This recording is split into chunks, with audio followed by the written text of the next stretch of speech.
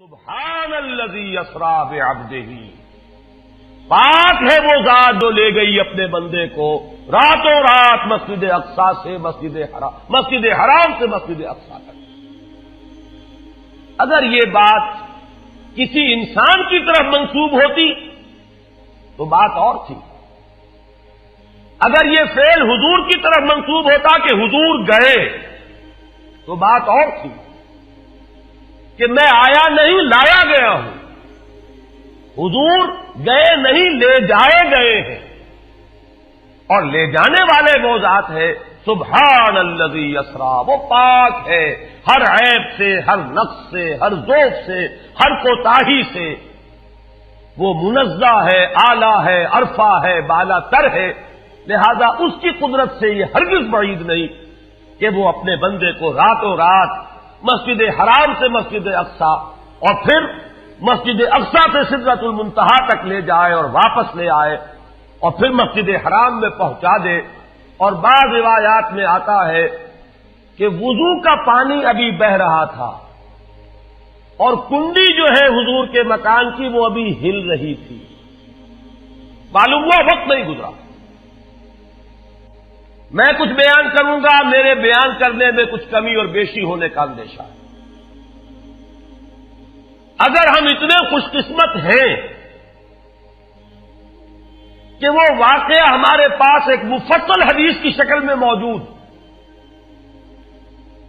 اور حدیث بھی دوسرے یا تیسرے طبقے کی کتابوں کی نہیں، متفق علیہ، جس میں روایتاً جیسا کہ میں نے عرض کیا جس کا پایا تقریباً قرآن کے برابر، اور اس حدیث کے راوی ہیں حضرت مالک ابن صعصع رضی اللہ تعالی عنہ۔ ان کے بارے میں ایک بات ہے بڑی اہم، وہ نوٹ کر لیجئے۔ یہ انصاری صحابی ہیں، ان میں سے نہیں ہے کہ جنہیں حدیثیں بیان کرنے کا کوئی زیادہ شوق رہا ہو، یہ غالباً واحد حدیث ہے جو انہوں نے بیان کی، اور انہیں اس سے نہایت شغف تھا، نہایت محبت کے ساتھ انہوں نے اس کو محفوظ کیا تھا، اس کے ایک ایک لفظ کی حفاظت کی تھی۔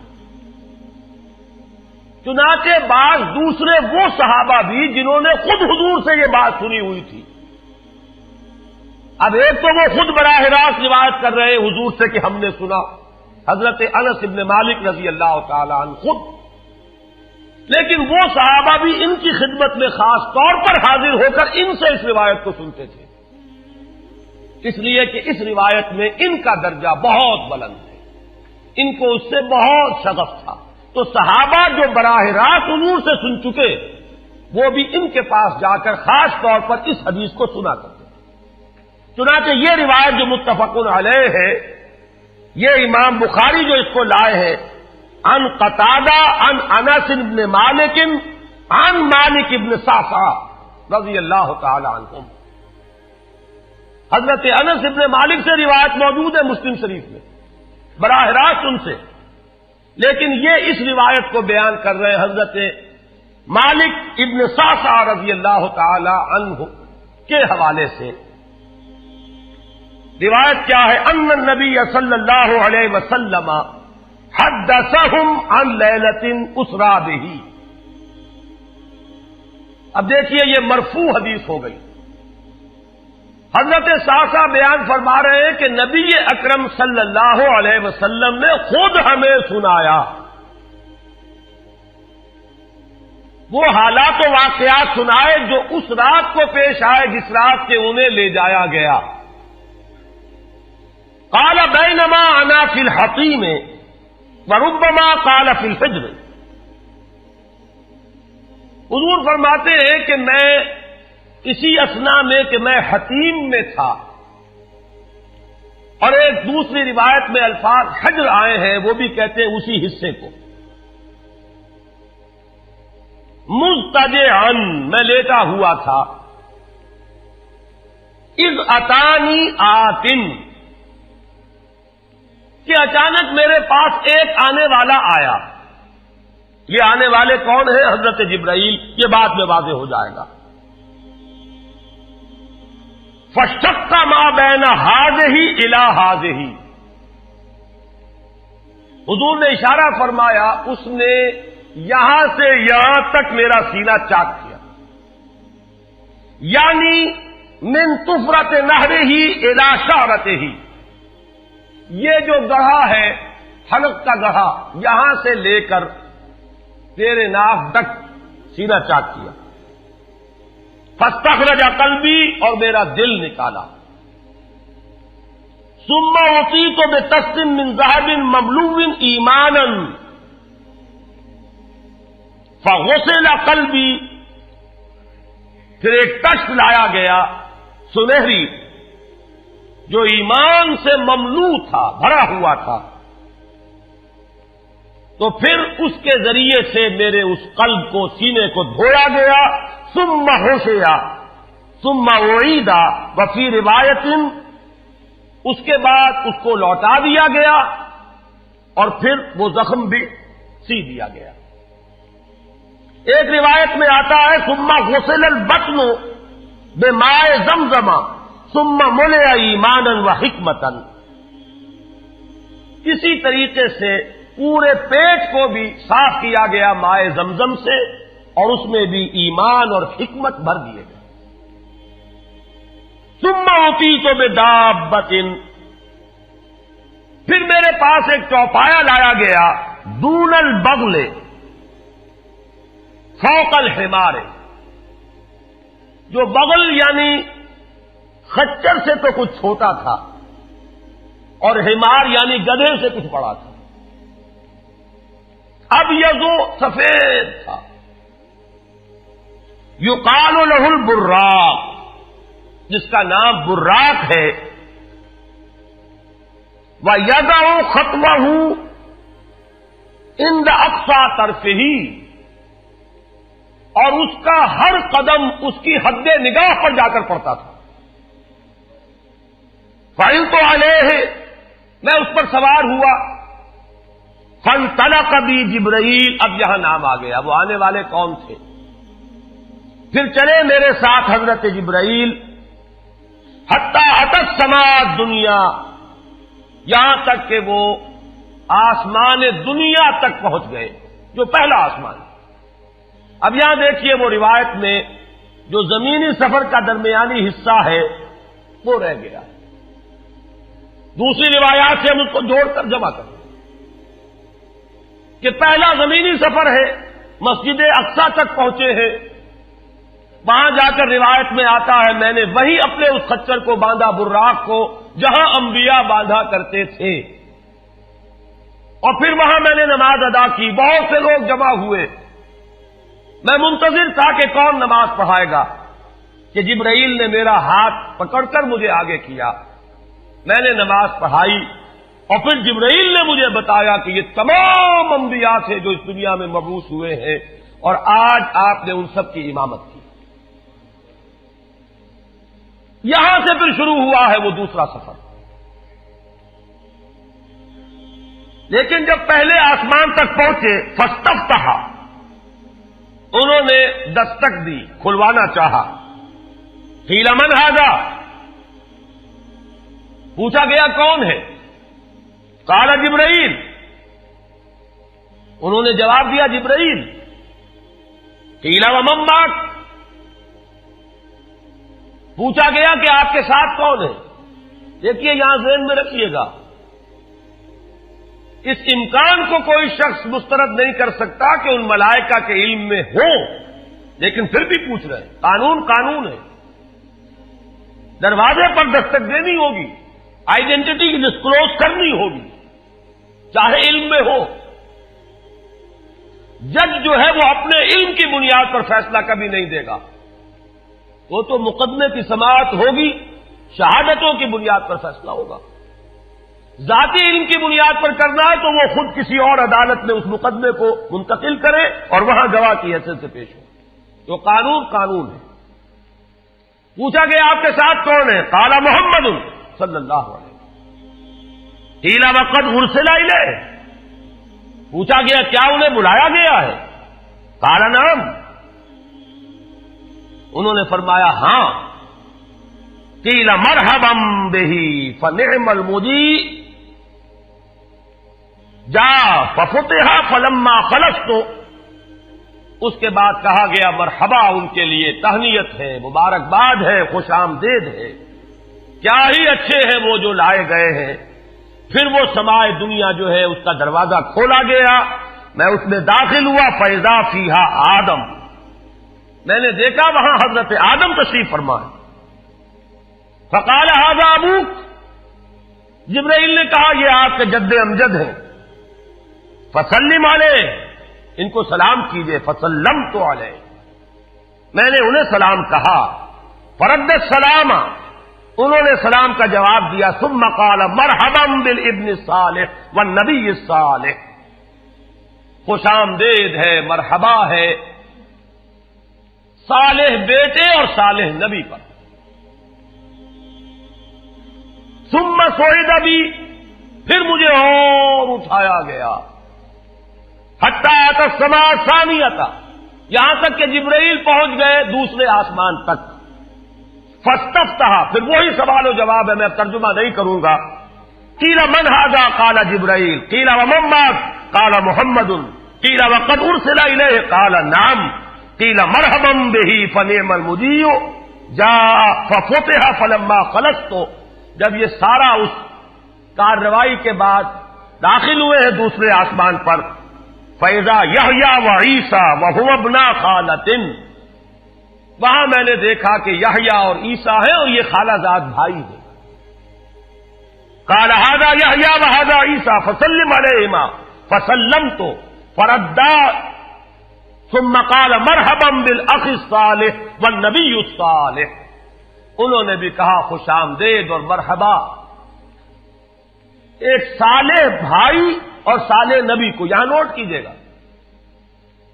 حضرت عیسیٰ اور حضرت یحییٰ یہ بنی اسرائیل میں سے، لہذا حضور کو اپنا بیٹا نہیں کہہ سکتے، بھائی کہہ رہے ہیں۔ آدم جد امجد ہیں، انہوں نے بیٹا کہا ہے، مرحبا بابن الصالح والنبی الصالح، وہ نبی تو ہے، سب کہیں گے نبی، لیکن کوئی بھائی کہے گا، کوئی بیٹا کہے گا، ابراہیم بیٹا کہیں گے، موسیٰ وہ بھائی کہیں گے، جن کی نسل سے آپ نہیں ہیں، وہ جو براہ راست نسل چلی آ رہی ہے اس میں جو ذکر کرے گا وہ بیٹے کے لفظ سے کرے گا۔ ثم صعد بی الی السماء الثالثہ فاستفتح، قیل من ھذا قال جبرائیل، قیل ومن معک قال محمدا، قیل وقد ارسل الیہ قال نعم، قیل مرحبا بہ فنعم المجیء جاء ففتح فلما خلصت اذا یوسف قال ھذا یوسف فسلم علیہ فسلمت علیہ فرد، ثم قال مرحبا بالاخ الصالح والنبی الصالح۔ اب مجھے ترجمے کی ضرورت نہیں ہے، ایک مرتبہ بات آپ نے سمجھ لی، اب تیزی کے ساتھ میں اس حدیث کو پڑھ دینا چاہتا ہوں۔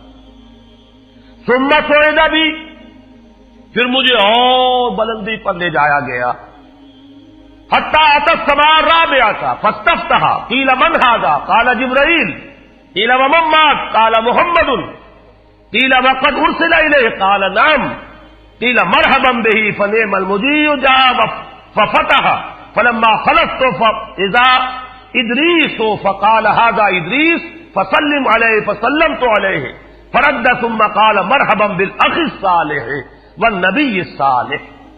یہاں ملاقات ہوئی حضرت ادریس علیہ الصلوۃ والسلام سے۔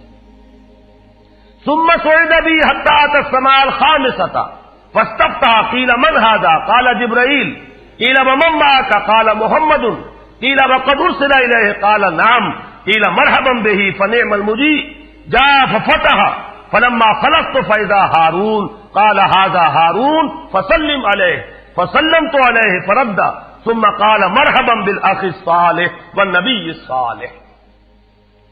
ثم صعد بی حتی اتی السماء السادسہ فاستفتح، قیل من ھذا قال جبرائیل، قیل ومن معک قال محمد، قیل وقد ارسل الیہ قال نعم، قیل مرحبا بہ فنعم المجیء جاء ففتح فلما خلصت فاذا موسیٰ قال ھذا موسیٰ فسلم علیہ فسلمت علیہ فرد، ثم قال مرحبا بالاخ الصالح والنبی الصالح۔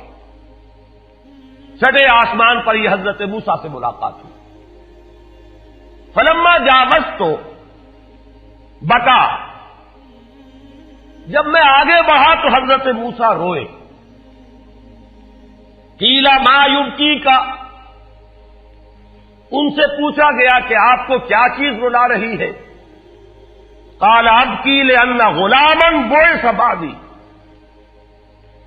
کہ مجھے اس بات پر رونا آ رہا ہے یہ نوجوان محمد صلی اللہ علیہ وسلم، یہ میرے بہت بعد ان کی بعثت ہوئی ہے. يدخل الجنت من امته اکثر ممن يدخلها من امتی، میرے بہت بعد آنے کے باوجود ان کی امت میں سے جنت میں داخل ہونے والوں کی تعداد میری امت کے مقابلے میں بہت زیادہ ہوگی.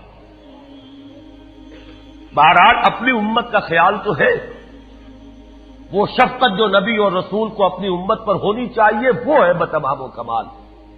اسے معاذ اللہ کسی حسد پر معمول نہ کیجیے، بلکہ وہ جو احساس ہوا ہے اپنی امت کی محرومی کا، وہ ہے کہ جس نے حضرت موسیٰ علیہ السلام پر یہ کیفیت طاری کی. ثم صعد بی، پھر مجھے اور بلند کیا گیا، الی السماء السابعۃ، ساتویں آسمان پر. فاستفتح قیل من ھذا قال جبرائیل، قیل ومن معک قال محمد صلی اللہ علیہ وسلم، قیل وقد بعث الیہ قال نعم، قیل مرحبا بہ فنعم المجیء جاء. فلما خلفت فاذا ابراہیم قال ھذا ابوک ابراہیم فسلم علیہ، فسلمت علیہ فرد السلام ثم قال مرحبا بالابن الصالح والنبی الصالح. حضرت ابراہیم نے پھر استقبال کیا، خوش آمدید صالح بیٹے اور صالح نبی کے لیے. ثم رفعت، اب ذرا یہاں نوٹ کیجئے گا، یہاں سوئد تو نہیں آیا، سوئد ابھی نہیں آیا، رفعت. پھر مجھے اور بلند کیا گیا الی سدرۃ المنتہا. یہ سدرہ منتہا ہے جس کا ذکر ہے سورۃ النجم. اسی سدرۃ المنتہا کے پاس جنت ماوا ہے، وہ جس کا وعدہ کیا گیا ہے، جو ٹھکانہ بنے گی اللہ کے نیکوکار بندوں کا، جس میں وہ رہیں گے ہمیشہ ہمیش. فادخلوها خالدین، وہ بھی وہی ہے. پھر اٹھائے گئے حضور بیت المعمور تک. ثم اعطیت باناء من خمر واناء من لبن واناء من عسل. پھر میرے سامنے یہ بیت معمور کیا ہے یہ بھی جان لیجئے.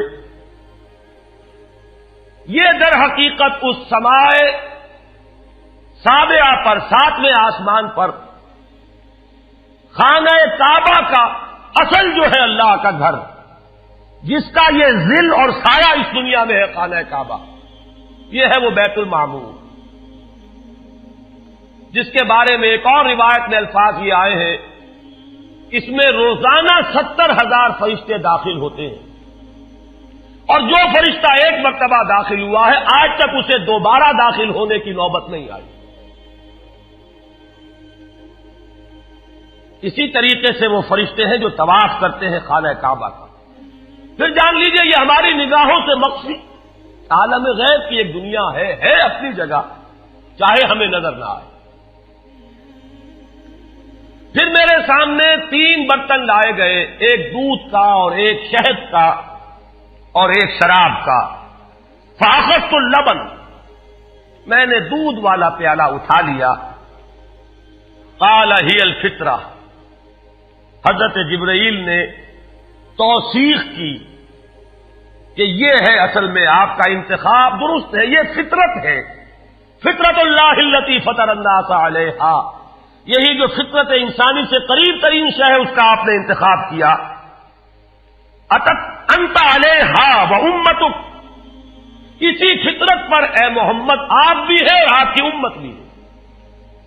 ثم فرضت علیہ صلوات 50 کل یوم. ایک اور روایت میں الفاظ آئے ہیں، اس میں اس کی وضاحت نہیں ہے کہ 3 چیزیں حضور کو یہاں عطا کی گئی. ایک تو 50 نمازیں جو فرض ہوئی، ایک دن رات میں 50 نمازیں، اور ایک سورہ بقرہ کی آخری 2 آیات جو تحفہ اللہ نے دیا محمد کو امت کے لیے صلی اللہ علیہ وسلم. آمن الرسول بما انزل الیہ من ربہ والمؤمنون کل آمن باللہ وملائکتہ وکتبہ ورسلہ.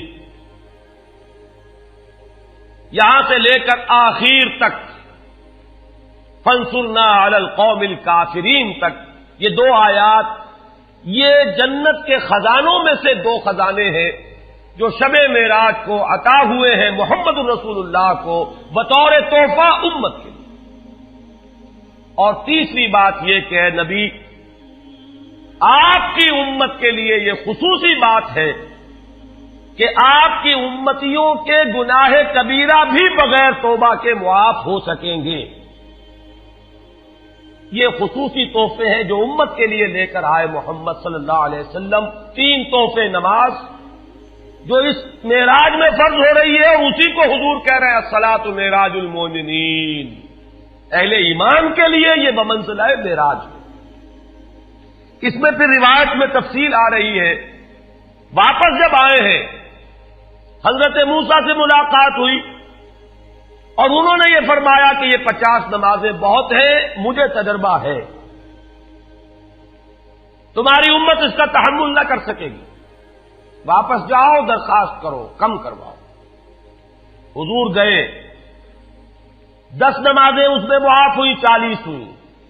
پھر یہی بات ہوئی, پھر بھیجا حضرت موسیٰ نے, پھر 30 ہوئی, پھر 20 ہوئی, چوتھی مرتبہ پھر وہ 10 اور پھر 5 رہ گئیں. اس پر بھی حضرت موسیٰ نے یہ کہا اب بھی جاؤ, یہ بھی بھاری ہے. حضور نے فرمایا مجھے شرم آتی ہے, میں اتنی مرتبہ جا چکا ہوں, مزید اب جانے سے حیا محسوس کر رہا ہوں. تو ندا آئی کہ یہ 5 ہی 50 کے برابر ہیں. ہمارے ہاں قول بدلا نہیں جاتا. یہ 5 جو ہے در حقیقت یہ قائم مقام ہے ان 50 کے کہ جو اول ہم نے فرض کی تھی. یہ 50 ہی شمار ہوں گی اگر ان کا انسان ان پر مداومت اختیار کر لے. میں آخری جملہ آپ کو اس کا سنا دیتا ہوں. فَأُمِرْتُ بِخَمْسِ صَلَوَاتٍ كُلَّ يَوْمٍ فَرَجَعْتُ إِلَىٰ مُوسَىٰ فَقَالَ بِمَا أُمِرْتُ بِخَمْسِ صَلَوَاتٍ كُلَّ يَوْمٍ قَالَ إِنَّ أُمَّتَكَ لَا تَسْتَطِيعُ 5 صَلَوَاتٍ كُلَّ يَوْمٍ وَإِنِّي قَدْ جَرَّبْتُ النَّاسَ قَبْلَكَ وَعَالَجْتُ بَنِي إِسْرَائِيلَ أَشَدَّ الْمُعَالَجَةِ. میں نے بنی اسرائیل کا حتی الامکان معالجہ کیا, ان کے حالات کو درست کرنے کی کوشش کی, لیکن مجھے تجربہ ہے یہ 5 بھی نہیں جھیلی جائیں گی. فَارْجِعْ إِلَىٰ رَبِّكَ فَاسْأَلْهُ التَّخْفِيفَ, مزید تخفیف چاہیے لِأُمَّتِكَ. قَالَ سَأَلْتُ رَبِّي حَتَّىٰ اسْتَحْيَيْتُ وَلَٰكِنِّي أَرْضَىٰ وَأُسَلِّمُ. قَالَ فَلَمَّا جَاوَزْتُ نَادَىٰ مُنَادٍ ابزیت فریضتی وخففت عن عبادی. متفق علیہ. مجھے ندا آئی کہ میں نے اپنے بندوں پر تخفیف کی. اس میں وہ ذکر نہیں ہے, دوسری روایت میں ہے کہ ساتھ ہی وضاحت ہو گئی کہ یہ 5 نمازیں بھی 50 کے برابر ہے. میری بات نہیں بدلی گئی ہے, وہ در حقیقت میں نے اسی 50 کا رتبہ جو ہے ان 5 کو عطا فرما دیا. یہ روایت ہے جو متفق علیہ. روایات کثیر, جنت اور دوزخ کے جو مشاہدات کرائے گئے وہ بہت تفصیل سے دوسری روایات میں, لیکن کسی اور روایت کا استناد کے اعتبار سے, اسناد کے اعتبار سے وہ درجہ نہیں ہے جو اس روایت کا. باقی میں نے مسلم شریف کی روایات میں سے اور تفاصیل آپ کو سنائی ہے. یہ ہے واقعہ. پھر حضور واپس آئے ہیں, وہیں بیت المسجد اقصی میں آئے ہیں, پھر واپس تشریف لائے ہیں, اور اس کا میں بیان کر چکا ہوں دوسری روایات میں کہ وقت بالکل نہیں گزرا, کہیں روک دیا گیا ہے, پوری کائنات کو کہیں تھام دیا گیا. یہ بات تو وہ ہے جو آج سے پہلے بھی سمجھ میں آ سکتی تھی کہ شاید کسی ایک جگہ پر پوری کائنات کو روک دیا گیا. وقت بالکل نہیں گزرا کسی کے لیے, لیکن جیسا کہ میں نے عرض کیا اس وقت تو یہ بھی سمجھ میں آتا ہے کہ سب کے لیے وقت گزر رہا ہو اور صرف محمد الرسول اللہ کے لیے نہ گزرے صلی اللہ علیہ وسلم. آج یہ بات بھی سمجھ میں آ سکتی ہے, لیکن یہ ہے کہ قرین قیاس وہی پہلی بات ہے. کہ اس میں پورے اس وقت کے لیے وقت کی رفتار کو روک دیا گیا ہو. وہ مسئلہ یاد آ گیا کہ آگے بڑھو یا وقت کی رفتار روک دو. تو یہ وقت کی رفتار ہے جو محمد الرسول اللہ صلی اللہ علیہ وسلم کے لیے روک دی گئی. اس کے بعد جو ہنگامہ ہونا چاہیے تھا وہ ہوا. صبح جب حضور نے فرمایا کہ یہ میرے ساتھ واقعہ پیش آیا ہے تو جو رد عمل ہونا چاہیے تھا وہ ہوا ہے. یہاں تک بھی ہوا ہے کہ بہت سے مومنین صادقین متزلزل ہو گئے. مشرکین نے کفار نے بغلیں بجائی کہ اب ہمیں موقع مل گیا. معلوم ہوتا ہے ابھی تک تو شک ہی کی بات تھی کہ ان کو کچھ خلل دماغی کا عارضہ ہے. اب تو ثابت ہو گیا, کسی شک کو شبے کی گنجائش نہیں. چنانچہ اب آپ اس کا اندازہ کیجئے, یہ واقعہ مکے میں بیٹھ کر بیان کیا جا رہا ہے. امتحان لیے گئے ہیں. اچھا اگر گئے تھے تو بتاؤ مسجد اقصی کے ستون کتنے ہیں, وہاں کی کھڑکیاں کیسی ہیں. حضور فرماتے ہیں, ایک حدیث موجود ہے کہ میں گھبرا گیا, اس لیے کہ کس کو یاد رہتا ہے. مسجد اقصی میں جا کر حضور ستون تو نہیں گن رہے تھے, لیکن یہ کہ جب پوچھا جا رہا ہے تو مجمع میں تو ہو سکتا ہے کہ تالی پٹ جائے کہ اچانک اللہ تعالی نے میرے سامنے مسجد اقصی کو کر دیا. اب میں دیکھ کر بتا رہا ہوں اور لوگ دنگ ہو رہے ہیں. اب دیکھیے وہ مشاہدہ جو میں نے عرض کیا تھا, مشاہدات بے شمار ہیں. جنت سامنے لے آئی جاتی ہے اور آگ سامنے لے آئی جاتی ہے, جہنم سامنے لے آئی جاتی ہے, مسجد اقصی سامنے لے آئی گئی ہے, جن میں سے ہر سوال کا جواب حضور نے مشاہدے سے دیا. اسی ضمن میں وہ واقعہ آتا ہے کہ حضرت ابو بکر کے پاس گئے لوگ دوڑے دوڑے. وہ یہ سمجھتے تھے کہ اگر یہ پالا ہم مار لیں تو پھر ہماری جیت ہے. ابو بکر کو اگر ہم متزلزل کر دیں تو پھر گویا کہ ہمارے لیے کوئی اور پرابلم نہ رہے گا. روایت میں آتا ہے حضرت ابو بکر نے بھی سن کر ایک دفعہ جھرجھری لی ہے, لیکن صرف ایک سوال کیا, کیا واقعی وہ یہ فرما رہے ہیں؟ لوگوں نے خوش ہو کر کہا, تالیاں بجائے, ہاں ہاں کہہ رہے ہیں, چلو ہم لے چلتے ہیں. انہوں نے سمجھا کہ ہمارا وار جو ہے کارگر ہوا ہے, واقعی کو تزلزل ہے. لیکن اگلا جواب ابو بکر کا یہ تھا, اگر وہ کہہ رہے ہیں تو 100% درست کہہ رہے ہیں. میں روزانہ یہ مانتا ہوں کہ فرشتہ آسمان سے ان کے پاس آتا ہے, تو اگر ایک مرتبہ انہیں آسمان پر لے جایا گیا تو یہ کون سی بڑی ہے. یہ ہے وہ دن کہ جس کے بعد صدیق اکبر شمار ہوئے ہیں ابو بکر صدیق.